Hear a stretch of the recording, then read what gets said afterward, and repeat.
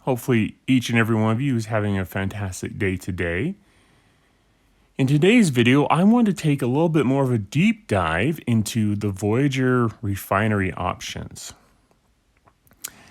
Kind of wanted to look at the benefits beyond just the basic loop. Because in the basic loop, you have things like the artifacts that you can get and materials to upgrade and do the research for your Voyager, which certainly has benefits. But if we go to the Voyager refinery, I am looking at all the stuff to the right here, kind of how it can help your game out. And the interesting thing here is that the normal drip, or whatever you want to call it, the normal amount you get in from playing the game, and I play every day, up to this point really hasn't gotten me to max these ships because I just don't get enough from the normal loops. So what do I mean by that? So let's look at a couple of these, maybe just go through them. The Cerritos. This one here will give you a good amount of the Culver particles for the research and Cerrito parts for upgrading your ship. I've been saving mine for a while, but I'm still working on upgrading my Cerritos. So this costs these commerce insignias. And I'll talk about those in a minute, but let's go through the rest of these really quick. There's the Devore Fuchsia. And if you go in here, it has the options for Latinum you get every day, which is always helpful. Ship XP, which we definitely don't ever have enough of. But the Fuchsia parts, I think in my refinery now, I'm getting only a couple thousand a day if I'm lucky. And so through using this refinery, I can seriously supercharge how many I'm getting and thereby, tear up my Fuchsia that much quicker. All right, let's go into the amalgam. For those of you who have an amalgam, and hopefully that's everyone because it's a huge benefit for rating, this will give you the refinery tokens here that you can use. I'll show you that in a second too if you don't know, but you can use those to trade in for a couple of things. Ship skin shard trackers, the amalgam parts. Some people I've talked to in the community or have heard from, they've used this refinery to max out their amalgam. So when it comes time for rating, they have a maxed amalgam or maxed as much as they can. Franklin, I'm not too big on because of X-Borg. I don't even work on mine anymore. It's become irrelevant. It's enough to do events when I have them come along once in a while.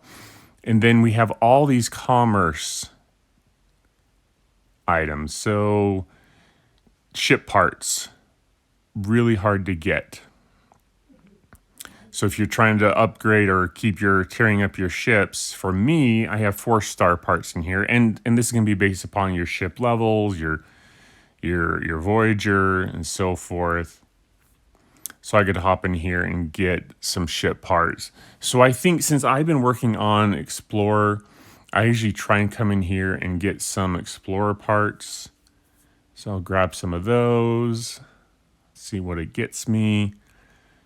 So got some rare Explorer parts and some uncommon and common and some ship XP. And then, let's see here, the Fuchsia. I've been working to get mine tiered up because of my ops level. I can actually max it. And I want to show you. Okay, so I got 14,000. That's huge. That'll be really helpful. And I want to show you, even getting that, it's kind of like with the Devore, when you were taking up its final tier, it just took forever. And I think I ended up finishing mine through an event store. But if I go to just have a look at the upgrades, the most expensive one I have left, I think, is 81,000, almost 82,000. That's 57. See, I don't even have enough for one upgrade. Oh, 73. I think that's more. Nope. 81, 73. So even between just those two, that's 150, 250. I mean, I'm looking at like 300,000 parts I need. So That's not happening anytime soon, but I wanted to max that so I can get as much latinum per day as possible. And I'll work on tearing up my other ones. If I should have had this ready, but if I swap, just to give you an idea, and this is an Epic G4 ship that I recently got and I've been working on.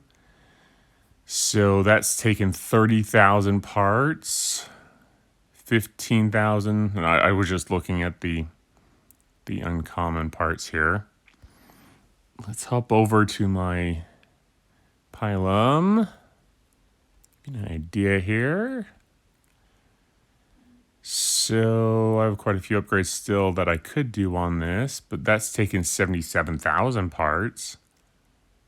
And for a Ops 52, basically my only options for getting G4 parts without the Voyager, not counting that, is through the Refinery, which is deplorable. It doesn't give you hardly anything. And so, yeah, if I wanted to max either one of those ships, take them up, I'm going to run out of parts. And so the Voyager is a good option for maxing some of those. So for a player like me who's had those ships for a long time, it's a huge benefit to get them to get the parts I need to max those ships. Specifically, I'm working on the Explorer parts and the Fuchsia. For you, it may be different what your goals are, but there's a lot of value here. And if you haven't been playing the game for a long time, it's a good way to catch up on those parts that you need to upgrade those ships.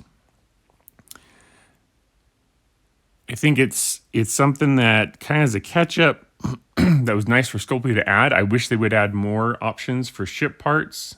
Scopely, if you're listening, ship parts, ship parts, ship parts. I need, as an Ops 50 plus player, I need 4-star ship parts.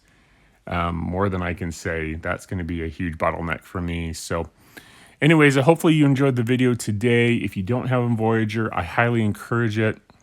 One thing I promised in the video before we go, I did want to show you that those Commerce Insignia tokens, they come from summoning Borg ships. And so when you're using your, I'll show you that in a minute here, when you're using your Voyager's ability, this one right here, I have to be out in space for it to use it, it will summon a bio ship.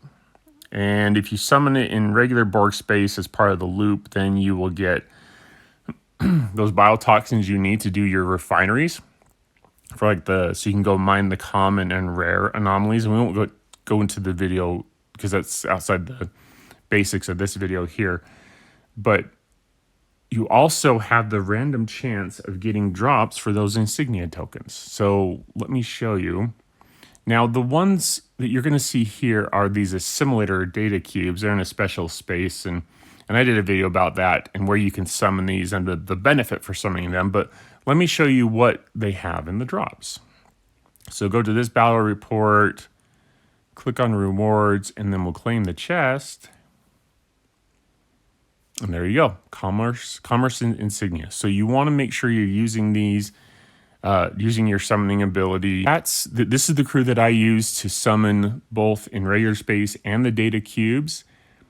And you can get those Commerce Insignia tokens. And I make sure that I have Neelix on board because Neelix, as a reminder, his procurement consultant improves the cost efficiency of using your ship ability by whatever percent that your Neelix is. So it makes it so that I can summon more with the Voyager summoning juice than I could if I did not have Neelix on the bridge.